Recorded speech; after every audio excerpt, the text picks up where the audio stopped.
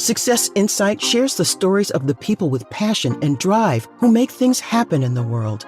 Here's your host, Howard Fox. Hello, everybody. This is Howard Fox from the Success Insight podcast. For my co-host, Randy Ford, I want to welcome you to a really exciting episode today. My guest is Dr. Ken Keis. Ken is the president and CEO of Consulting Resources Group International. They're actually located in one of my favorite cities, Vancouver, British Columbia.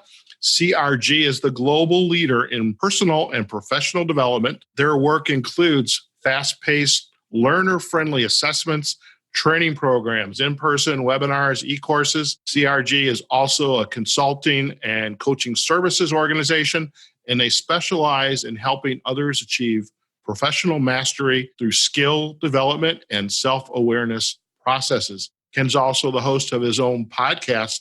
Imagine that. The podcast is Secrets of Success with Dr. Ken Keis.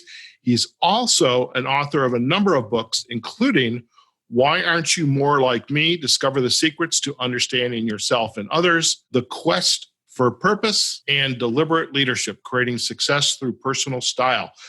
Wow. Ken, welcome to the Success Insight podcast. Well, Howard, thanks for having me on. It's a pleasure to be able to serve. You know, when I was introduced to you via our LinkedIn and our messages that went back and forth, I was really excited because I'm like, I love talking to other professionals who are in the coaching profession, and especially ones that were in the coaching profession before it was actually called a coaching profession. They were just professional development. And there's just so much we could talk about. Let's start at the beginning. Tell us a little bit about your background and how you came to start this company, Consulting Resources Group.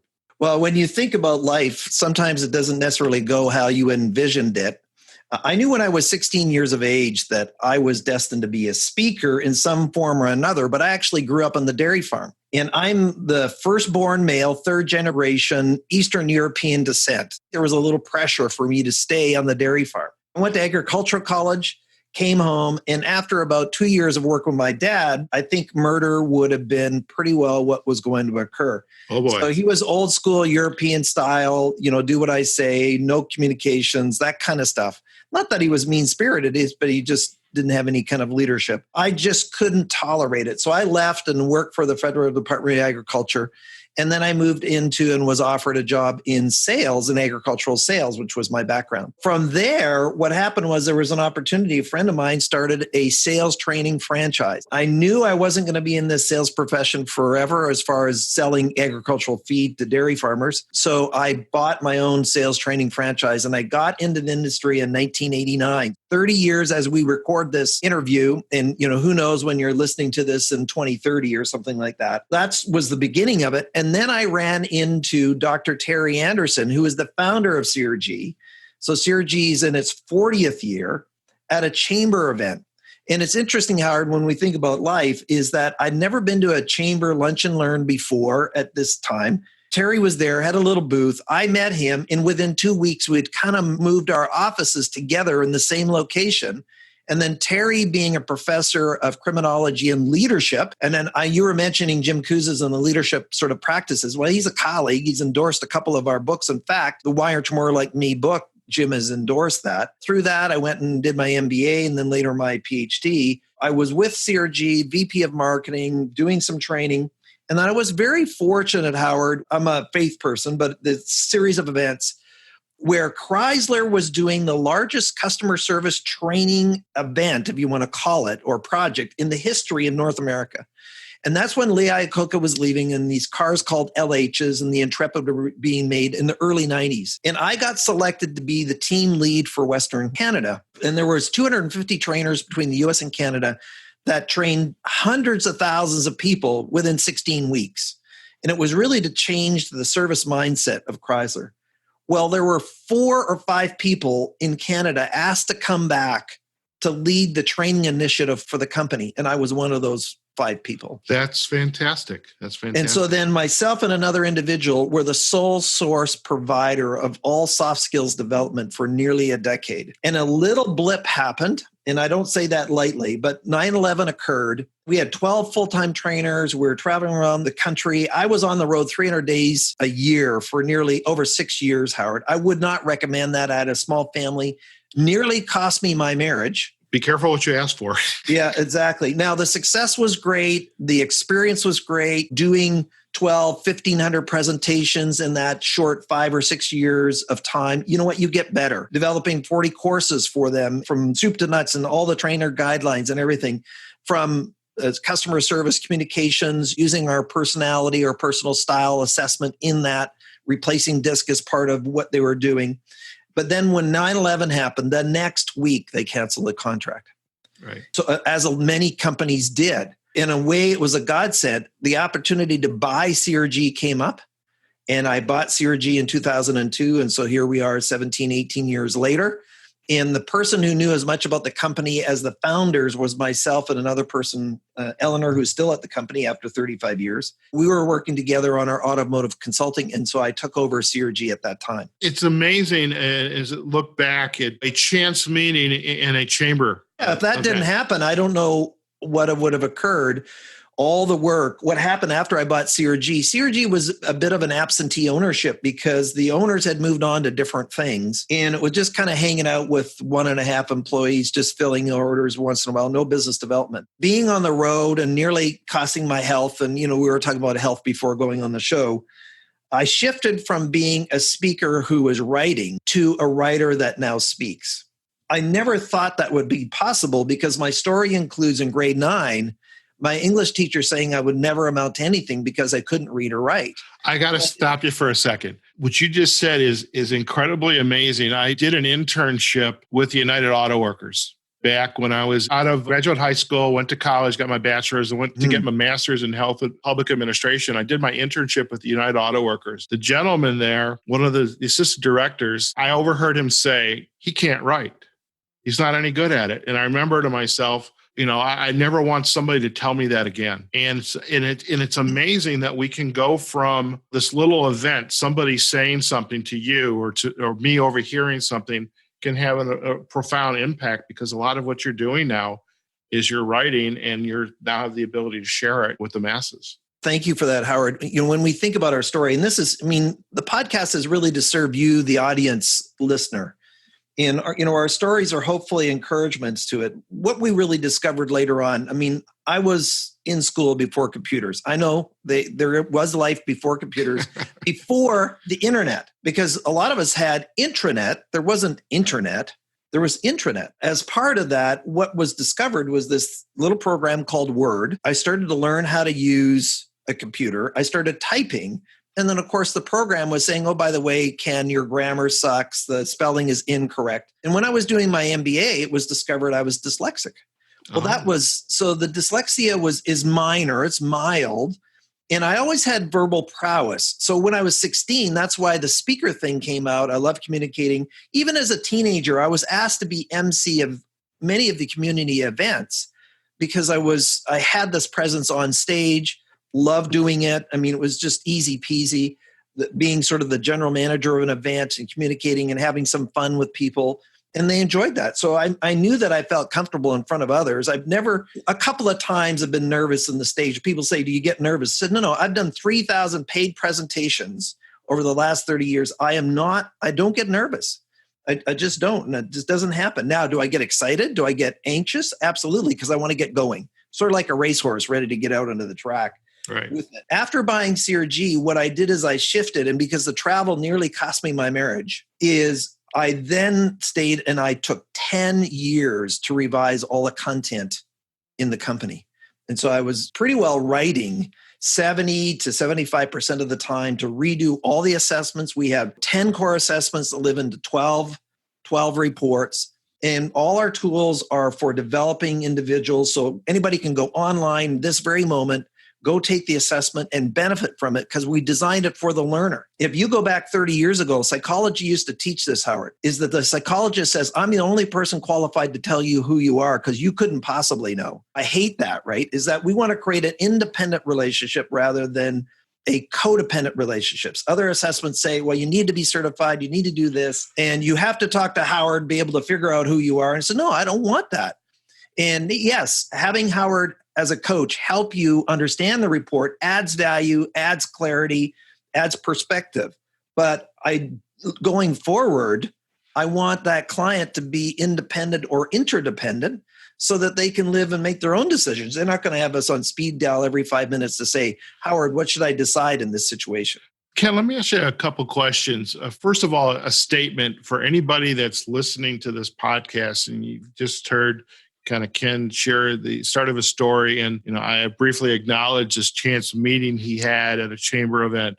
When I walk down the street and I see people looking down at their smartphones, what really bothers me about that is, number one, they can get hurt because they're walking right into an intersection, and that happens. Mm-hmm. I always wondered, and I wrote an article on LinkedIn a long time ago, a couple of years ago, what chance events, what meetings are not going to occur because you were looking down at your smartphone. I met Ken via LinkedIn. We had a conversation. We talked about podcasting, leadership, and now he's here. But if I had never had the chance and looked up and say, hey, Ken looked at my profile, I looked at his, we never would be here having this conversation. And therefore, we don't know what will happen as a result of it. So it struck a chord when you talked about that meeting, Ken. Is this a chance meeting? So you got to look up when you're walking down the street, talk to people, smile at people, get into conversations, get out of that smartphone. I'm sorry, that's a little bit of a soapbox, but it jumped out at me. I do our 3-day certification program now for 15 years, and I've had professionals from all around the world in the room. And I was just actually revising the slide deck for our upcoming event because I'm constantly doing data research, and one of our tools is a self-worth inventory. Did you know that the more that you're on social media, the lower your self-worth? There's actually verified data on that. In fact, depression and loneliness has never been higher. I'm a father of millennials, so I can speak to this. My kids, I have a bias, they're pretty grounded and centered. But if the more we stay sort of in that sort of social media space, the more depressed we become. And so getting out and having this interaction. Now we're doing people, this is audio podcast, but we're on Zoom and we can see each other.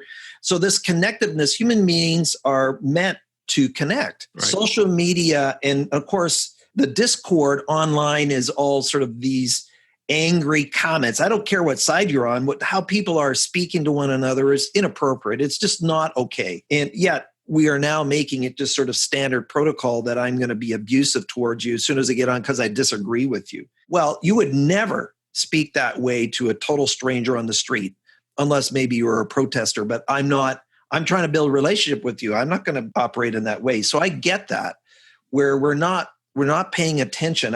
Marshall Goldsmith, I've had a chance to be invited to a private event with Marshall and been on the stage with him way back when. But part of it is most of the people are not participating. They're being amused. And so we're amusing ourselves. We're fans. We're not participants. We're not players. So it says, well, I'm playing. No, you're not. You're just amusing yourself. And we know that social media streams have now been created to be addictive. You have this dopamine rush, as a health consultant, you get this in.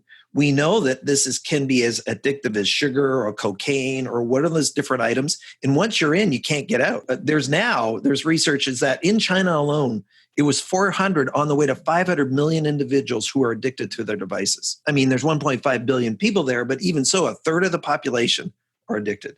That's amazing. Now, we want you to listen to podcasts. When we think about it, that's what really has transformed even our industry. And for those people who are listening, there is no excuse to not get more information that can help us grow. That's why I have a podcast as well, is be able to, at any time, at any place, you can now have your phone out with accessing information that will help you to develop. I was at a breakfast meeting yesterday with a speaker that did some significant research. This multi-billion-dollar bank did research about the future and where we want to go. The jobs that some of our kids will do aren't even invented yet.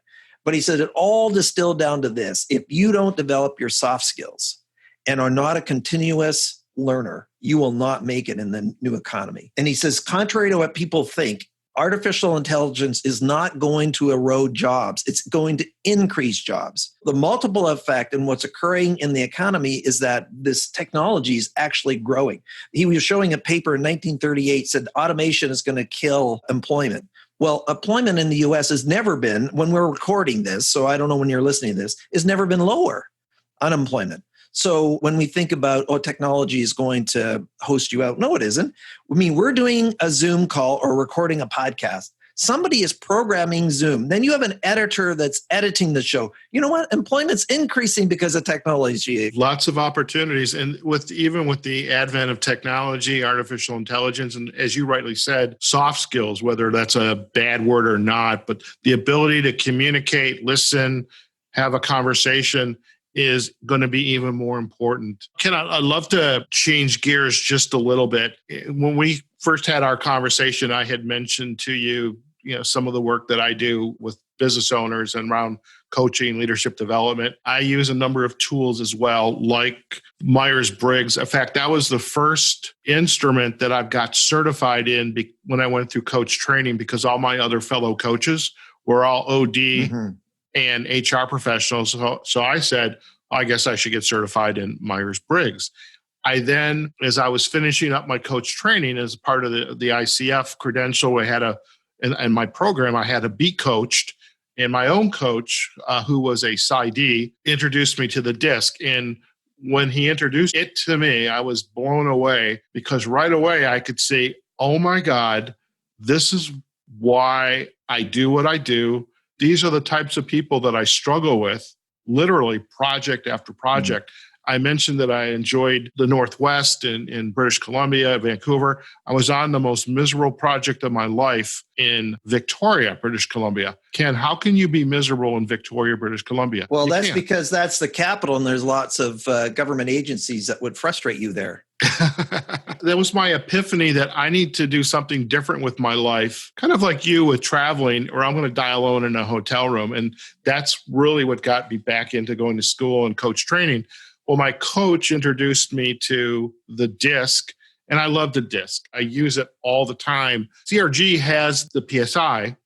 And so what I'd love to inform our listeners about this instrument, because it's pretty much foundational to a lot of the work you're doing in your organization. Maybe it's considered the kind of like the door frame. It's you enter through this type of tool, the book. Why is it different, and how are you using it to help your clients? Well, thank you, Howard, for that. And multiple sort of responses. First of all, we built our tool out of our wanting to improve both the experiences from MBTI and DISC. So we actually use both, and we actually built our tool out of it, and we wanted to design it differently. So I'll talk about that in a second. But prior to that, here's why understanding personality or personal style is so important. Talent Smart, which is a competitor, it's related to Kenneth Blanchard's work, did some studies and said, what percentage of people will realize their potential without knowing their personal style or / personality? And it's only 2%. And here's why. We asked this question, are we nature or are we nurture? And I cover this in the book, Why Aren't You More Like Me? And the answer is we're both. So if you're a parent and you have 2 kids and you have the same parents and you have the same environment, but your kids are different. And we ask, so why are they different? Well, they're biologically wired differently. Not right, not wrong, just different.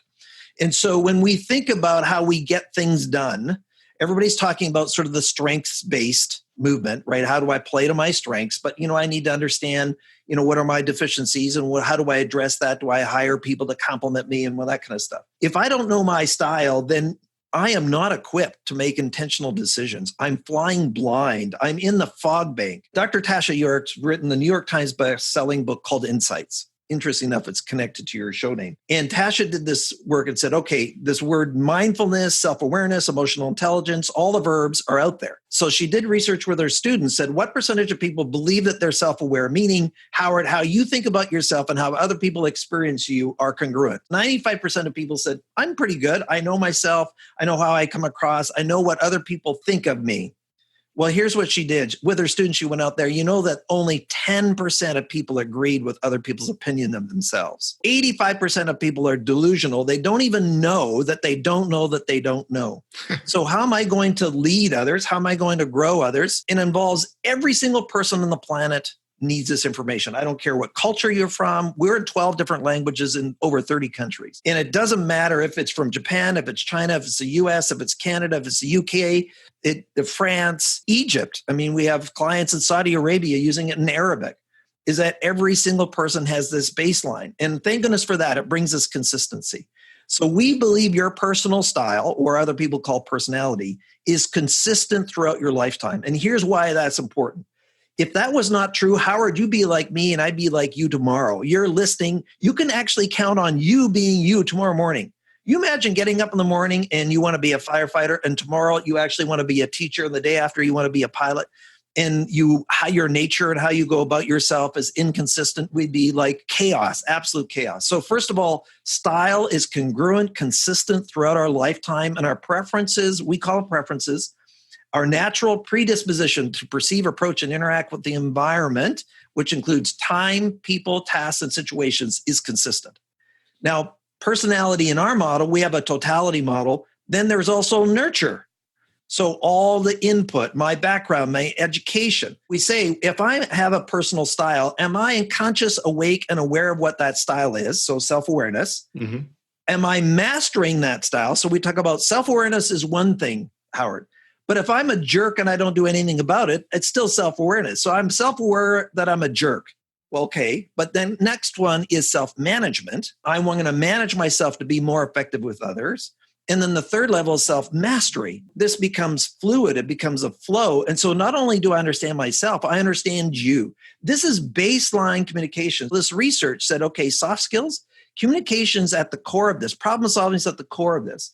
A lot of times, I mean, we know the research, 87% of people are disengaged at work out of 142 countries. Only 13% of the world's workforce even like what they do. I believe one of the contributing factors is what we call job fit. Mm-hmm. The nature of the person does not match the nature of the work, the role, the position. This is different than interests, gifts, and talents. We should never connect our personality to a career path. I disagree with that 100%. We should connect it to a job and role responsibilities. And so what we want to do intentionally as business owners and listeners is, can I have my life congruent and aligned as closely as possible to my gifts, talents, abilities, and personal style, so that I can play to win? Now, this is the strengths-based movement, like Strength Finders and some of those other ones out there. How can I play to my strengths? Be conscious of that. My life will always have stuff in it where I need to address my issues. So we make a statement in our training, I cannot use my style as an excuse for my behavior. This goes back to the jerk comment. Just because I'm a certain way is not a reason for that. You know what? I don't have attention to detail. You go to the IRS and say, listen, I really don't like details, so I'm not submitting my tax reform this year or form this year. That's not going to fly. So I get maybe an accountant or a bookkeeper to help me to do it. That's why it's so important. And then if I'm leading others, I want to do this for all the other people, for my kids, for my staff members, for my team leaders. And then when I have a team, then we have multiple. Kenneth Blanchard talks about the multiple effect. If I have you and I, we have like 3 relationships. Your relationship with self, my relationship with self. Well, actually, it's 4 because you with me and me with you. So I have 4. As soon as I add another third person in, the multiplier goes like, I don't have 3 relationships. I have 9. So where it's time, it's like a root cause. With that is I need to be paying attention as a team for a team to know each other. I might get along with you, Howard, but there's Kevin that's in the room and I'm not getting along with him. So how can I manage Kevin and Ken in their relationships, or Susie or whoever it is, and to get them to intentionally understand the differences? We have people who do marriage seminars. They won't do the seminars without the assessment. In fact, one of our associates was on Oprah 3 times before she shut down her show. She wrote the book, My Husband's Affair Became the Best Thing That Ever Happened to Me. And they made a business out of this. And the Why Aren't You More Like Me book, every single participant must get it. And they tried to do a seminar without it, and they couldn't reach the success. When we think about success in life, we have another large client. I can't say who it is, but they have about 30,000 employees. It's been groundbreaking because here's what happens. If I can understand and improve my relationships, and what happened in the company is the HR manager says, this is business only, and we don't want it to apply to personal. Well, every single person in the pilot came back and says, you know what? I'm getting along better with my son. I'm getting along better with my spouse. I'm getting along better with my significant other. Is life is not home and work. It's just life. You bring a point too, is in learning about the tool, and in the spirit of full disclosure, folks, I do have a copy of Why Aren't You More Like Me? And I did take the personal style indicator. We can have a whole other podcast, and Ken can debrief me and say, Howard, I'm sorry to have to tell you this, but the question that I was always curious about, because there's some versions, at least the DISC assessment, where I have my work life and I have my personal life. And I know within my iteration, there is no work and personal life. You are what you are, and talk about congruence and how I, at least in the work life, your ability to adapt and to have a conversation with individuals. It takes skill. It's not something that necessarily comes natural. It does take a skill and work at it, coaching, to not only learn about yourself, but also learn about the others that you have to interact with, or to help two people who are different to interact. But I was wondering, I guess I just your thoughts on this group, or the folks that still adhere to, I've got my work personality and I have my home personality, because I don't think that's true. What are your thoughts on that? Well, I agree with my colleague, Dr. Alan Weiss, who's written 60 books. I take whoever I am wherever I go. Yeah. And I don't really have a work and a home life. Now, what happens is some of the environments are different. So how I manifest my showing up is slightly different, because I might be really stressed at work because of pressures that are coming, and I'm acting out this way, but you haven't changed who you are. I mean, you are biologically the same when you walked into the door, whereas you walked out of the door. So this idea that I am different, I don't believe that at all. In fact, some other tools have taught that. It really has to do with the environment. The other thing that's different with the personal style indicator is that many of the other tools have like 16 patterns. We have 21.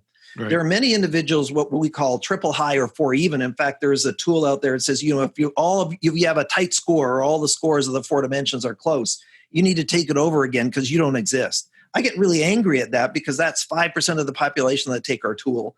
Another 25% of the population get a triple high pattern, which doesn't even exist in DISC or Myers-Briggs at all. So now I have over 30% of the population that are not represented in other style tools, because we rank all 4 words in the design of it. So now what happens is many of us have sort of a blend or a pattern that is a combination of 2 or 3 different things. In a certain work situation, I might have this coming out. At home, I might have that coming out.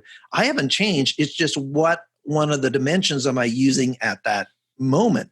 And so we help people to understand that. I dislike cute in the personality world, where you're a dog, a cat, or the birds, or some kind of animal, or there's some that are colors. Here's the reality: is over 90% of the population is a blend of multiple animals, multiple colors, multiple dimensions, whatever descriptor you have of the design of it. If most of us are a blend, then trying to describe myself, oh, you're a dominant, this person, that is not reflective of who that person is. Now, here's the interesting thing. We have 4 dimensions in our model, and the listeners, I'll try to explain this simply. Let's say Howard and I have the same highest score. Let's call it a behavioral action or dominant. But Howard's next score is cognitive analysis, and my next score is affective expressive. Okay, so the expressive. Even though both of our highest scores are identical, the next score and the next dimension is influencing who I am as much. We are completely different people.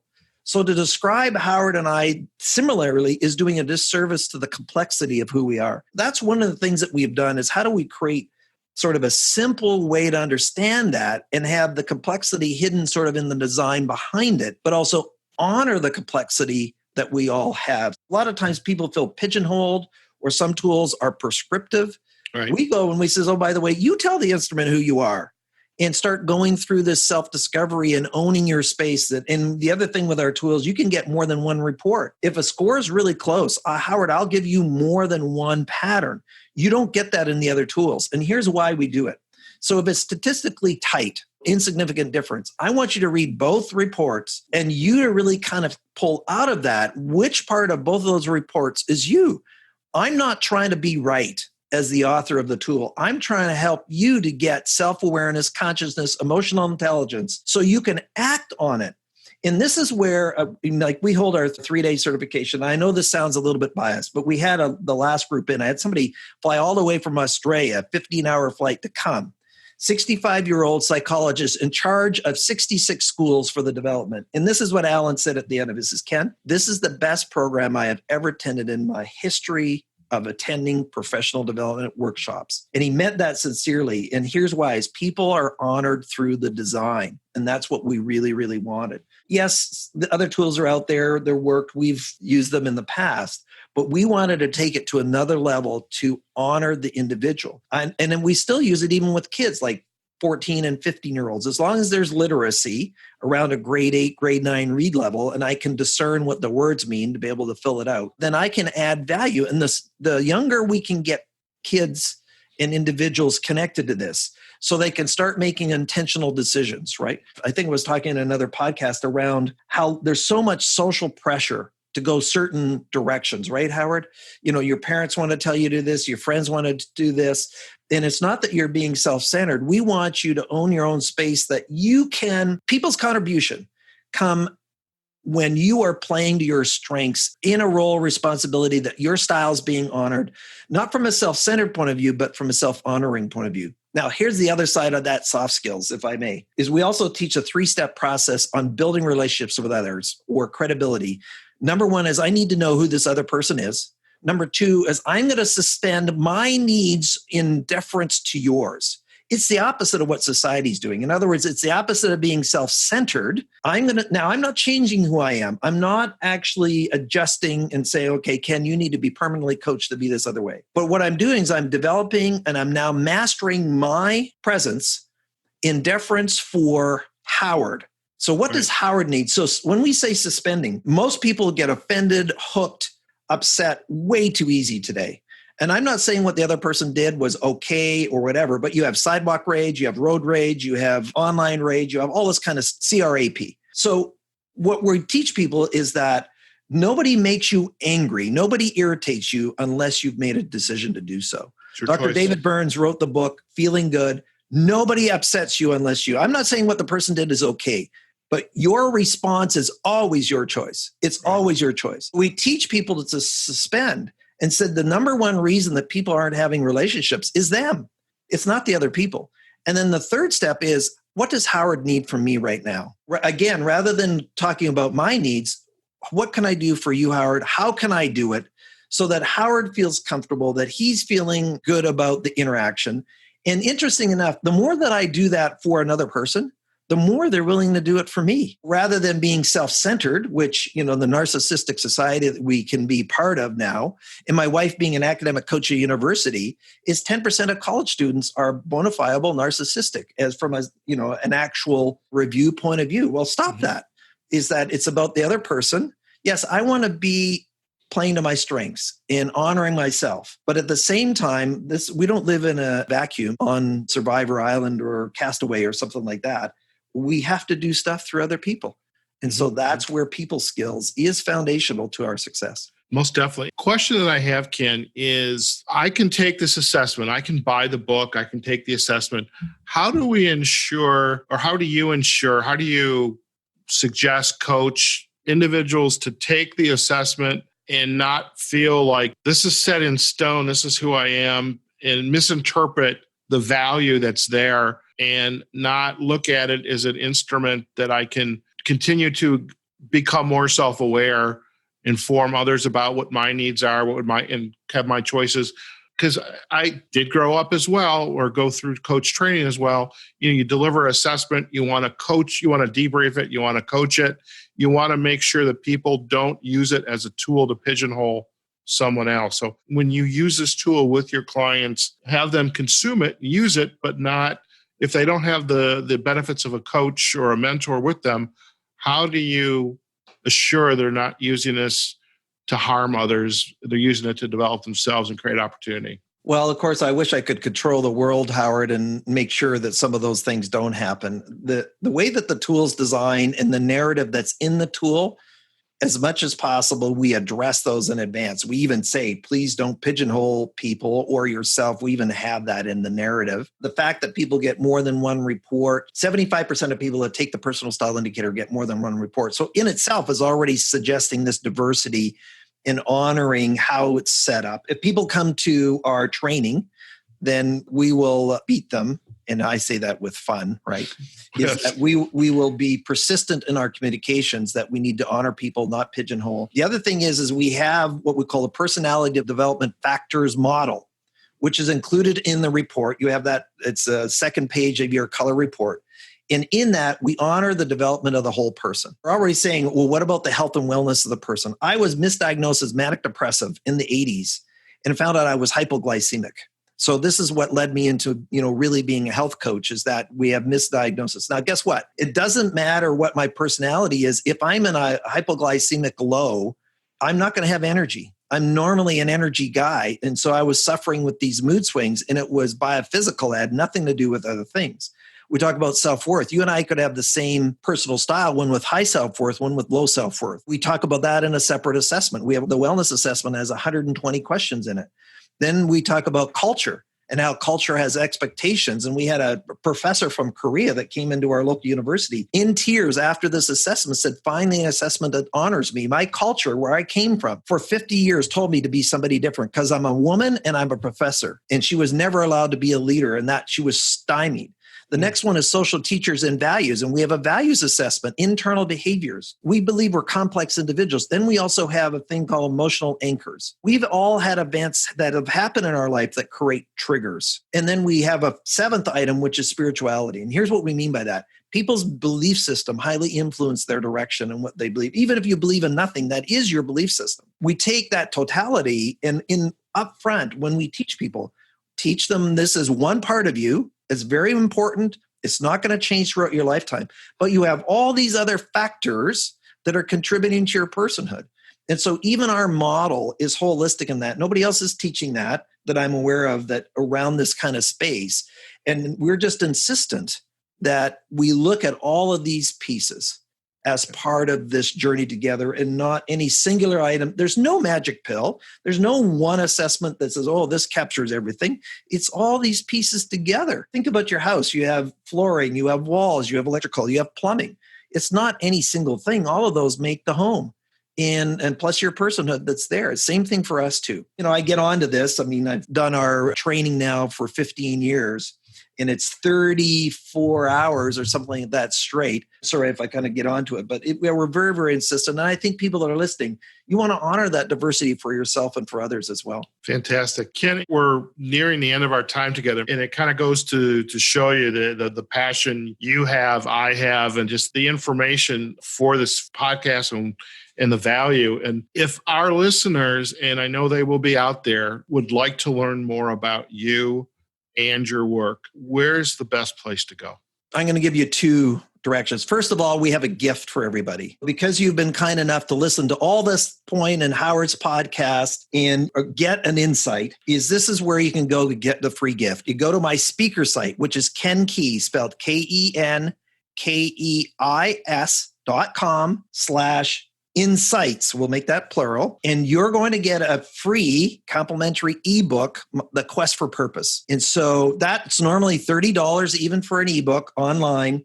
And you'll be able to get that, and you'll download it and be able to participate in that. If you want to learn more about the assessments, then CRG, that's now been around for 40 years, is crgleader.com. We'll get a link to you, Howard, for your show notes if somebody wants to kind of go back on whatever platform, so that they can go through a link from you to be able to discover that. You went and got the Wired to More Like Me book off of Amazon, and included in the book is a free code for the assessment. It's normally $45. We include that free with the book, which is $30. You can go to those different sources and then, talk to Howard or ourselves further, reach out. We always respond. LinkedIn, all the social media platforms, and it's Keis, but it's KEIS. And you'll find me out there somewhere. That is fantastic. The folks, this gift that Ken has shared with you, Quest for Purpose, take advantage of it. And as Ken just alluded to, we're going to provide all the links in our show notes. We'll have links back to the website, as LinkedIn as well.